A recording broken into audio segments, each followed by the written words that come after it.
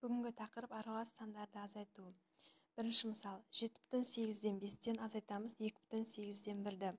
Бүтіндерінен бүтінді азайтамыз, бөлімдері екеуі бірде сол күйінше қалады, алымнан алымын азайтамыз. 7-тен 2-ні азайтамыз, 5, 5,8-ден алымнан алымын азайтамыз, 4 болады сонда. 5,8-ден 4. 8 бен 4-ті қысқартамыз. 4-ке қысқартсақ, 8-ге 2-ден, мына жерге 1-ден болады. Сонда 5,2-ден 1 болады. Екінші мысал, 10-нан аламыз 6,5-тен 1-ді. 10-ды 1-ге кемітеміз. Сонда бұл мына мысал бойынша мысал. 10-ны 1-ге кемітетін болсақ 9. 9,5-тен 5 болады. Қосу амалында 9,5-тен 5-ті біз екеуі бұл 5-тен 5 1 болғандықтан 9-ға 1-ді қосып 10 болып шығады ғой. Дәл сол амал бойынша, дәл осы ереже бойынша 9,5-тен 5 азайту 6,5-тен 1. Енді бөлімдері бірдей, бүтіннен бүтінді азайтамыз 3, бөлімдері сол күйінше қалады, 5-тен 1-ді азайтамыз 4. Сонда 3,5-тен 4 шығады. Келесі мысал, 9,13-тен 6-тан аламыз 5,13-тен 2-ні. Бұл дәл бірінші мысал сияқты, 9-дан 5-ті азайтамыз 4, 13, бөлімде сол күйі қалады, 6-тан 2-ні азайтамыз 4. 4,13-тен 4. Келесі мысал, аралас бөлшектен тек бөлшектің өзін ғана азайту.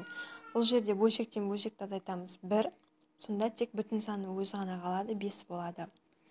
Келесі мысал, 15,10-нан 9-дан азайтамыз 11,5-тен 2-ні. Бұл арада бөлшектері де, бүтін бөліктері де, алымдары да барлығы әртүрлі болғандықтан біз бұны ортақ бөлімге келтіреміз. Ортақ бөлімге келтіру үшін 10 мен 5-тің ортақ бөлімі 10 болады. 10-ды 10-ға бөлетін болсақ 1-ден, 10-ды 5-ке бөлетін болсақ 2-ден. Енді жазамыз 15,10-нан 9 азайтамыз 11,10-нан 2 жерде 2-ні 4 болады. Енді азайтуымызға болады. 15-тен 11 азайтамыз 4 болады. Алым бөлімдер сол күйінше тек алымдан азайтамыз. Сонда 4,10-нан 9-дан 4 азайтамыз 5. 5 пен 10 5-ке қысқарады. 10-ға 2-ден жазамыз, мына жерге 1-ден 5-ке. Сонда 4,2-ден 1 болады. 4,2-ден 1. Келесі мысал, 19,12-ден 5-тен азайтамыз тек бүтін 6-ны. Сонда 19-дан 6-ны бүтін бөлікті азайтып, бөлшегін жанына жазып жібереміз. 19-дан 6-ны азайтамыз 13. 13,12-ден 5 болады. Келесі мысал, 18,13-тен 6-тан азайтамыз 11,13-тен 8. Бөлімдері бірдей, азайтуымызға болады. Бірақтан мына жерге қарайтын болсаңыздар, 6 мен 8 алымдары кіші. 8-ден 6-ны азайтып жазып жібере алмаймыз. Мына екінші мысалдағыдай бірге кеміткен кезде 17 бүтін бөлімі сол күйінше қалады 13. 6 мен 13-ті қосамыз 19. Сонда 17,13-тен 19 болады. Бірге кеміткен кезде одан азайтамыз 11,13-тен 8. Енді азайтуымызға болады. Бөлімдері бірдей, алымдары үлкен. Сонда 17-тен 11-ді азайтамыз 6 болады. 6,13-тен 19-дан 8 азайтамыз 11. 6,13-тен 11 болады.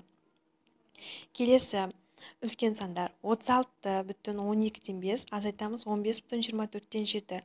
Әр қайсысы әртүрлі, бөлімі де, алымы да әртүрлі. 12 мен 24 бұл жерде ол кезде ортақ бөлімге келтіруіміз керек болады. 12 мен 24-тің ортақ бөлімі, ең кіші ортақ бөлімі 24 болады. 24 12-ке де бөлінеді, 24-тің өзіне де бөлінеді.